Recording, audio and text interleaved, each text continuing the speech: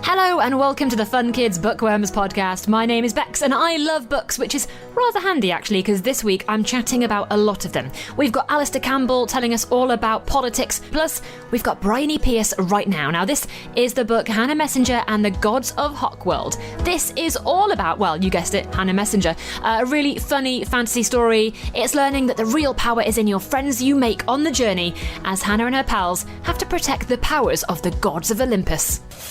Right, I am joined by Bryony Pearce right now, the author of a brand new book, Hannah Messenger and the Gods of Hockworld. Hey, Bryony, how you doing? Hi, I'm doing well, thank you very much. Now, this is a really exciting book because it's kind of twisting the Greek mythology on its head. So I guess, first of all, we should really get into the depths of where and what is Hockworld? So Hockworld cum Wilton is actually a village in Cambridgeshire, and I just absolutely loved the name of it. I loved the setup of it.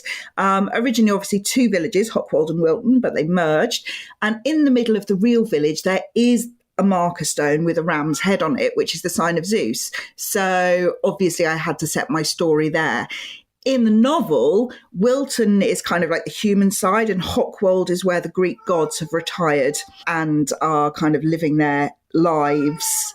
And there's a sort of a veil across Hockworld, so it looks human to people kind of going past, but once you get inside, it's not human at all. I didn't realise it was a real place. Yeah, absolutely, and it has the best name. I just love it so much. I genuinely thought you'd made it up, and I was like, that's a fun kind of spoof English village name. I had no idea it was real.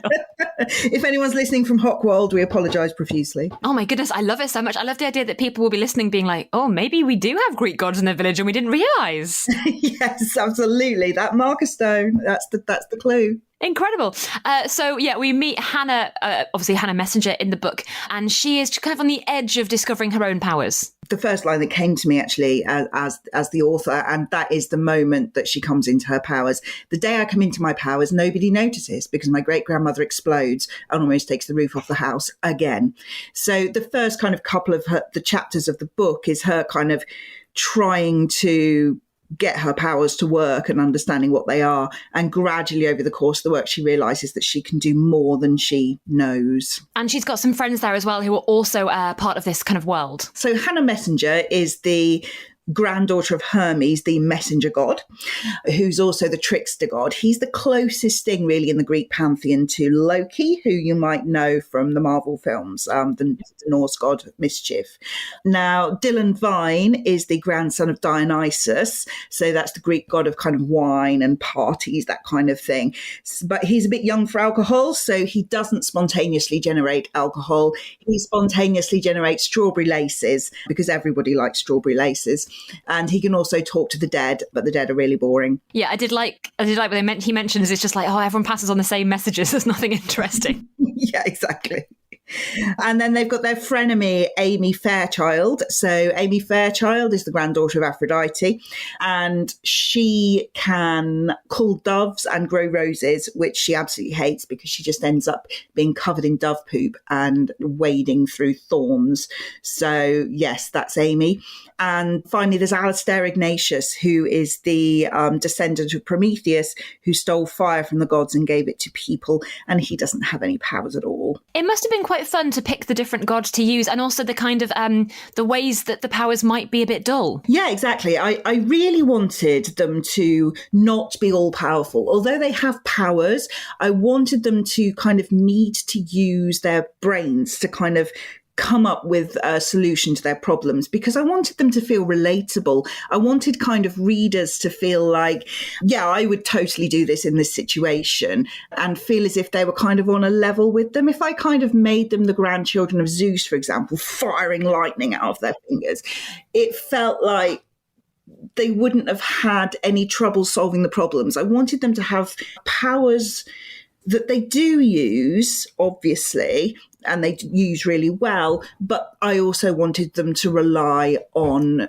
who they were as people, their friendships, their brains, in order to solve the problems. So I picked the gods to be their kind of ancestors that were a little bit perhaps weaker in power, a little bit more interesting. And why did you pick Greek myths in particular and kind of those gods? Was it from seeing the Zeus in the village, or was it just in general you've always been interested in the Greek mythology? I have always been interested in mythology, and I'm sure a lot of our listeners will relate. In mythology, from being their age, from being 8 to 10 years old, mythology has been something that I've loved. I had all the books, Greek gods, Roman, which are basically descendants of the Greeks. I had the Nordic, Aboriginal, the Anansi tales, Danish.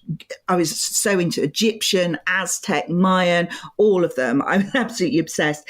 And as an author, I have used some of that stuff. So one of my earlier books, The Weight of Souls, uses the Egyptian mythology. My first book, Angel's Fury, is kind of Christian and Hindu. So I really like using world mythologies. And when I kind of came up with the concept of Hannah and this idea of this 11-year-old with powers, I thought, right, now is the time to bring the Greek gods in. This is, I love them so much. And I suppose that the moral of that little story is the stuff that fascinates and interests you as a kid should absolutely be the stuff that you're writing about as an adult, because A, you love it, and so you'll be enthusiastic about it, and that love will come through in your writing. And B, of course, there's a good chance that kids will love it too. So if you loved it as a kid, there's no reason that kids now wouldn't love it as well. Absolutely. And Greek mythology and just the gods in general and all the ones you've mentioned, it is fascinating. And there's always some weird facts or some interesting little things that you find out and you're like, really? Oh, and that was a power and that was a person. Was there one god in particular that you love as a kid growing up that you were like, yeah, this is my fave? I think as a kid, I particularly liked the stories that weren't kind of, this is the god being all powerful. It was more about the stories of the people interacting with them. So Orpheus and Eurydice, Icarus and Daedalus.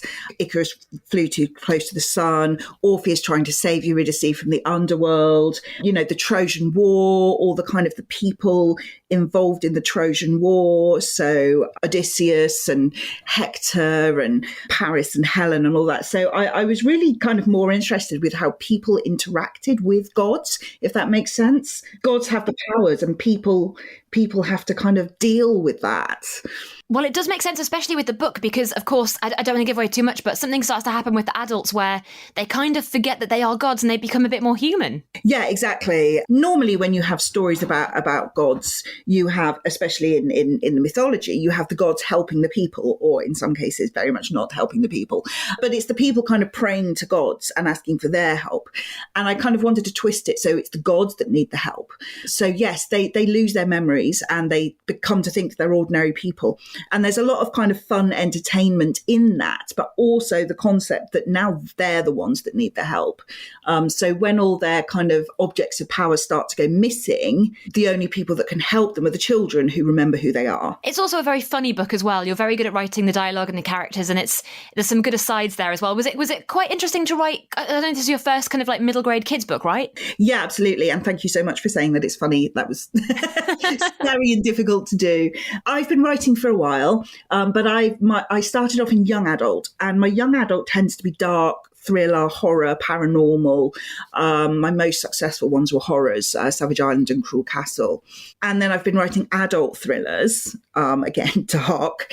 And so I wanted to write something light and fun and kind of action-packed.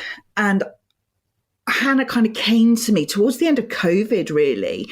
And I wanted to, see what I could do with that voice, give it a go writing humour. I think humour is the most difficult thing to write, to actually land well and not sound patronising and actually be funny. Really difficult. But I'm so glad that you said I managed to do that. Absolutely. I read, as soon as I started reading it, I was like, oh, I'm in, because it was just funny. And it was immediately like, I got it. And it was just, I was all in for it.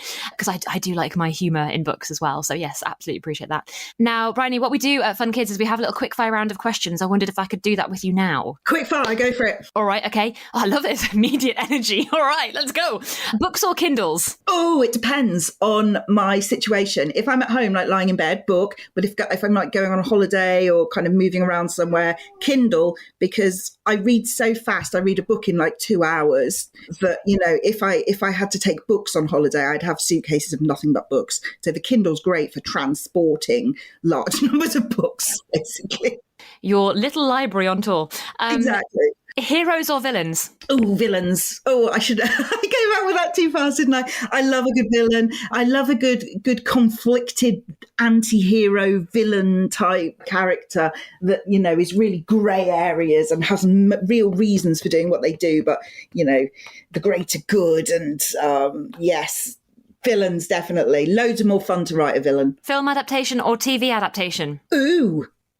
TV, because I think with books, there's so much going on in the book that you need a bit more time and space to explore that. So TV. Zeus or Poseidon? Poseidon, just because Zeus is definitely living in the morally grey area, especially when it comes to women. Beginnings or endings? Oh, gosh, you're mean.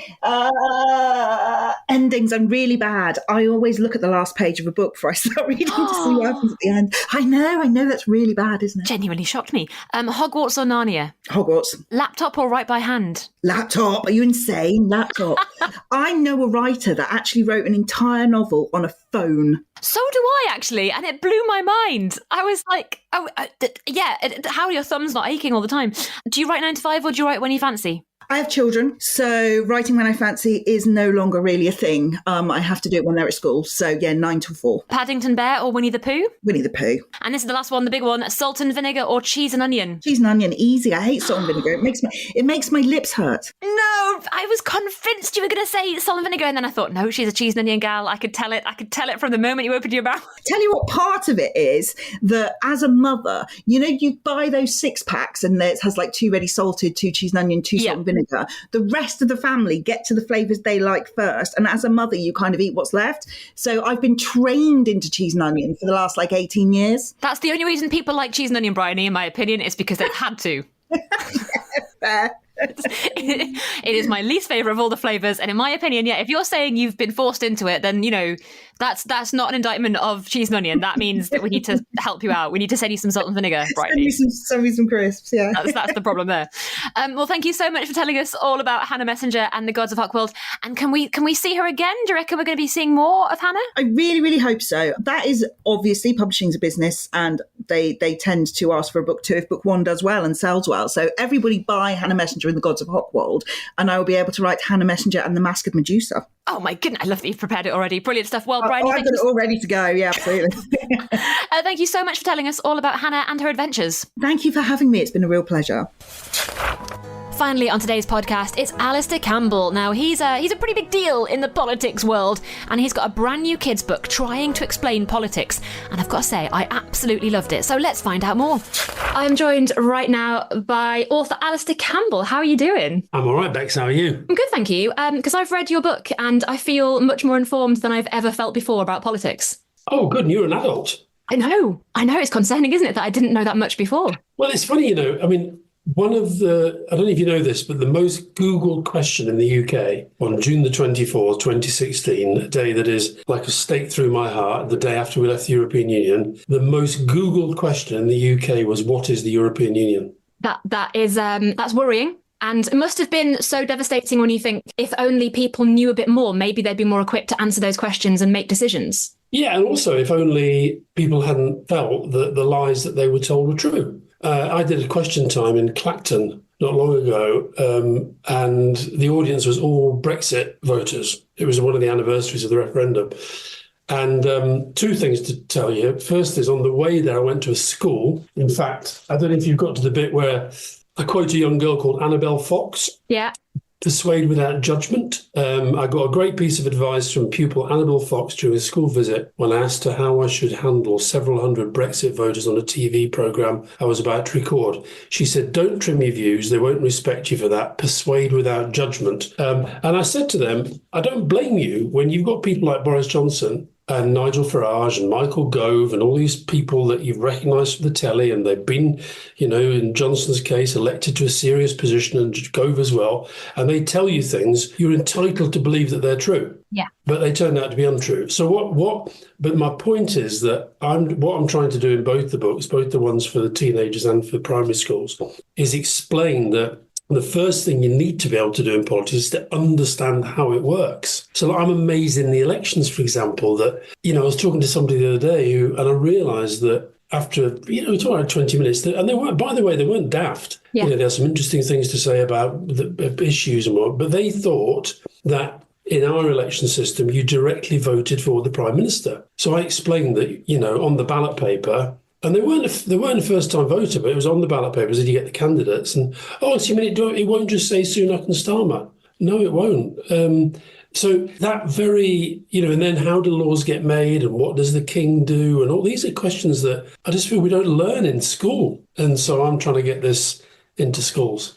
So Alastair Campbell Talks Politics is the book. And yeah, you're right. You do go into the basics of it. You kind of start talking about like, what is politics? What is democracy even? Because you hear that word a lot and you think, Absolutely. I don't know what does that mean? And again, you mentioned the monarch having power and you think, but do they? Because don't we have a prime minister? And so you really do lay out quite well and quite easily how everything works. But was it difficult to kind of explain things? I found it. I mean, look, I think my Daily Mirror training helped because, when you're talking about, it's 140 pages, but it's not densely written. They're quite short sentences. I remember once I got one of the emails I got from the editor saying, I think we need to explain communism. You've got 11 words. So 11 words for communism. Brilliant. Yeah. So what do you think? The encyclopedias have been written about that. So that is quite difficult, but it's also a good discipline. I mean, if you say to somebody, what power does the king have? Because we don't have a written constitution, it's a matter of opinion, really, how much real power they have. But the constitutional position is that they have no political power. They can't pass laws, they can't appoint ministers, but they have access and they have influence and they have soft power. So it's just trying to explain, like recently when the whole thing about Rwanda was happening in Parliament, and you turn on the television, you turn on the radio, and journalists are using this phrase all the time: parliamentary ping pong. Well, if you're just a normal person, you're entitled to think, they play, they're just knocking table tennis about. You've got to explain these things for people to understand them. And also stuff like you talk about international politics as well. So I've always kind of followed politics, and I was lucky at school. We had some teachers who were great at trying to get us engaged, and we had debate clubs and stuff like that. But, the United Nations, you mentioned that, one of the 5 members can veto something.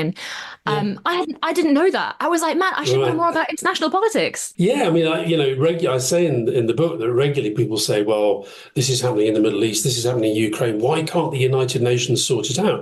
Well, the United Nations is just a collection of countries. And because of the way it was set up after the Second World War, the 5 winners, as it were, and the ones who had the most nuclear weapons, they became the permanent 5 on the Security Council, which is the decision-making body. And they all have the right to veto. So that means that a lot of things that you and I might think, why can't they do that? The reason is one of those 5 countries has decided that they don't want it to happen. And that happens a lot. I hadn't realised that at all, and I was like, more fool me, and also thrilled to be reading the book because I learned so much. Like I say, you also speak to some pretty interesting people, and you really do get a varied selection of people from all different backgrounds. You've got your pal Rory Stewart, and you've got Keir Starmer as well. What was it like? Were they okay being interviewed? Were you like, this is important to kind of like tell younger people about politics? Well, I think people who are in politics know that there's a problem with reaching young people. So, even the fact of me doing this interview with you now and the age of your listenership, they may just think boring, turn it off, or they might think, well, that sounds quite interesting. So I think for Keir Starmer, something like Keir Starmer, I also talked to some young people in there, like Meti Coban, who's a young social entrepreneur trying to get people interested in politics. Julia Gillard, who's Australia's only ever female prime minister, about what it's like being a woman in politics. So, no, I think they all understand that it's quite a useful thing to do to get their voice in front of children, school children, who probably are just imbibing all this cynicism about politics. Probably got parents who say, politicians are all the same. And I'm saying, no, they're not. Don't listen to that. Or people who say, you might have, teachers who say, they're all terrible or whatever. You say, no, they're not. Some of them are okay. So it's just a way of trying to challenge that and also get children to think for themselves about what they think. I'm always struck, I go into loads of schools, and I'm always struck when I go into schools, how once you get through that layer of cynicism, they're really up for it. I did a debate in a school the other day, pretty tough school in southeast London. And we ended up having a debate about social media and young people. And they ended up voting I wasn't pushing the debate either way. I was just letting the debate flow. And they ended up voting to say that they thought they should probably ban social media in schools. Wow. Okay. Yeah, really interesting. I think I quoted it in the book. One of the young girls who said, the trouble with it is I know that I'm seeing things all the time that somebody of my age shouldn't be seeing. Yeah. And then somebody else said, I know that I should be concentrating on other stuff, but I just feel myself drawn to this all the time. And I was able to explain to them that that's how the algorithms work. They're pulling you in and pulling you in and pulling you in. So we've all got to be conscious of that. And you also, you do make a point in the book of proving that like you can make a difference. Like people can go into politics or being a counsellor or something like that, and you can make a change, because if you don't do it, someone else is going to go and do something. And that's, why wouldn't you want to do as much as you can, right? Basically. Yeah, look, I think that sometimes because of the politicians that we see, look, we're in an election, who do we see on the television all the time? Rishi Sunak, Keir Starmer, Ed Davey, John Swinney, the leaders of the big parties, you see them all the time on the television. But politics means, yes, the elected leaders, and it means MPs, and it means ministers, but it also means the people who work for them. It means people who write speeches. It means researchers. It means people who organise the visits. I mean, when you see Keir Starmer or Rishi Sunak arriving somewhere, somebody's been there in advance to check it all out. They're part of politics. When you see them making big speeches, that will have gone through all sorts of people with ideas, and you can be a writer, you can be a volunteer. And also, what we're doing now in talking about politics is part of politics. So media is part of politics, charities are part of politics. But I do think, particularly for young people, perhaps the best way to get into it is just to sort of work out what you believe, what you care about, and then volunteer for the parties or the organisations that you think are closest to what you believe. Yeah, when I was at school, me and my friend Emma, we went to the Houses of Commons and House of Lords, and we shadowed an MP, actually, and it was an incredible experience. And we're from Newcastle, from the northeast, walking in there and being like, oh, we've seen this on the TV. Like, this is incredible. How did you feel when you walked in there for the first time? Well, I've been going there I became a political journalist in the 1980s, but I still do get a sense of awe when I go in there, particularly the central lobby, the bit where you walk in through the entrance, then up this corridor and up the steps, and then through Westminster Hall, up the steps. And there's something amazing about that the ceiling and so forth. Now, the place is slightly falling to bits. It needs a lot of work. And I think if you were devising a parliament now, it wouldn't be built like that one. But I think, I felt a sense of awe, and I've never really lost that. I don't enjoy going in there as much as I used to. I think because I feel like a bit of a museum piece when I'm walking around now, because lots of these younger MPs sort of point at me and look at me, and I think this is all a bit weird. Everyone knows who you are. Now, you mentioned in the book there's lots of different departments, lots of different parts of Parliament and of the government. You've got the Home Office, you've got, Department of Education. If you could form your own department, what would it be for? Oh, what a great question. I'll have a think about it. This is not necessarily the answer. Okay. But when London Olympics were going on in 2012, I actually wrote to David Cameron, who was then Prime Minister, and I said, on the back of the Olympics, for a limited period, I think you should have a cabinet position for sport and Olympic legacy. And I think that would have been a way to cement the legacy. It would have a way to get sport sort of as part of health policy, part of education policy, part of housing policy, part of communities policy. So something like that I would go for. I think if I had a new department now, I think I'd love it if mental health had a bigger place at the table. I'm really hopeful if Labour get in, the West Street and the Shadow Health Secretary will really put mental health at the heart of it. I think if you had to create a new department at the moment, I actually addressed this issue in the book about, if you, the reader, a child, could think of something, what you do. I think it might be in this area of artificial intelligence. The impact of technology for good and for bad, whether that shouldn't become a cabinet position, because there's massive opportunities from this stuff, but there's also massive threats. And did you not fancy ever becoming an MP yourself? I know you mentioned in the book it wasn't quite right, but didn't a little part of you not think, I could do it? I could be in there? There was a big part of me thought it, and there's a little part of me still does. But as I say in the book, it never was quite right. And sometimes these things aren't meant to be. I still get people who think I am an MP, which is always a bit weird. I say, no, I'm not an MP. But I still get people tell me, you're never too old. But if I go through it, so in 1997, when we first won, I was working with Tony Blair, doing the campaign for him, and he said, why don't you get a seat? and become an MP as part of, incoming. And I said, well, I can't do both. I could be a candidate, but I can't do this as well. Yeah, fair enough. 2001, I wanted to be a candidate. And Tony said, no, you've got to do the campaign. I left 2005, to be absolutely frank, after the Iraq War and after I'd left Downing Street, I was fed up with it all anyway.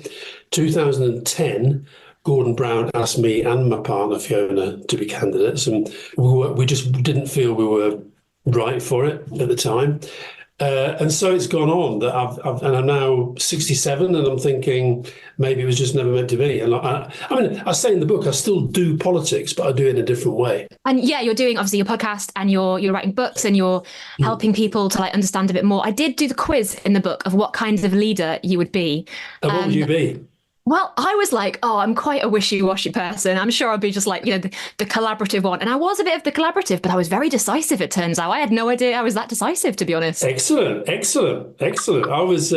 do say at the end, though, you need a bit of all three. Sure. I came out. I quite enjoyed doing the sort of quizzes. The other one about where left wing, right wing. How did you fare on that one? I mean, I already knew I was going to be on the left wing, and that was confirmed. Yeah. But it's funny. I met somebody the other day who she said that she did the left wing, right wing. Well, now right wing. How left wing are you? And she said it's really strange because she said I was just sort of swinging about. And I thought, well, you're probably bang in the middle then. And she said, yeah, I probably am bang in the middle. Yeah. I am. I did an online quiz recently. Yeah, I did an online quiz recently, and I was quite surprised at the spread of my beliefs, so to speak. And how you're right, it does kind of align with different people and different parties. And that's why I think the book is so important to know that it's not always clear cut, politics, the people in politics, what you believe. And I think it's really important to listen to different points of view as well. And like you mentioned at the end of the book, doing debating. And like you say, you've been into schools as well. It must be quite important to see kids doing that. Yeah, and it's great when you see them do it well. It really is. I mean, I did a debate recently with it was me and a couple of other people against Gary Neville, the Man United, the ex-footballer and now sports pundit. And yeah, I can honestly say I lost in a debate to Gary Neville. Wow. Okay. So yeah, we lost. But it's when you see a young person debating well, it's really exciting.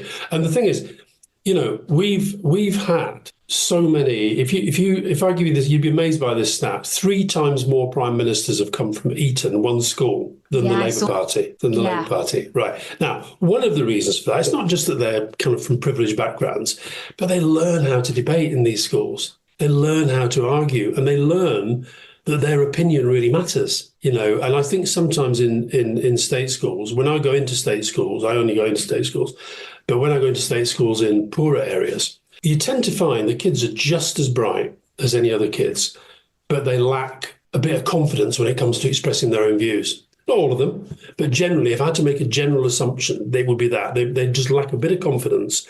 And I think it's because deep down, they feel that their view doesn't really matter. So actually part of the reason I write about some of these people who have made a difference is because, they come from everywhere. They come from all backgrounds. Greta Thunberg, she was in her mid-teens when she became a phenomenon, right? Well, okay, people can say, oh, yeah, well, that's Greta Thunberg. And say, yeah, but you could be Greta Thunberg. I mentioned Julia Gillard, so there's Julia Gillard. She was born in Barry in Wales, for sort of various reasons, partly, I think, work, but also health and the climate.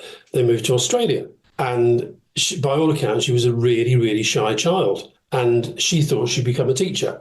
And one of her friends' mums said to her, "Look, I'm sure you'd be a great teacher, but you've got a really good mind, and you're really smart and you're really clever. I think you should think about doing law." So she did law and became a lawyer, and that just became a training for politics. She went into politics, she became prime minister, and. I think it's important for the thing I always say to kids is not just that their views and their voice matter, but that they should never rule out the possibilities of the things that they might end up doing. I think having that belief in yourself and knowing that you can achieve something, politics is not just for the posh people. It's not just for the ones who had that private school education. So before I let you go, for our listeners and for people maybe reading the book, do you have a bit of advice of how to get into politics? Is there a matter of just reading around it? Is it a matter of volunteering or finding out about who you would support if you were to vote right now? I think it all depends on the individual. Some people will, I've got friends in politics who you will have never heard of because they just dread having their head above the parapet. They don't want to be in public, right? Yeah. And some of them are brilliant. Some of them you can't operate without them. They're just brilliant at what they do.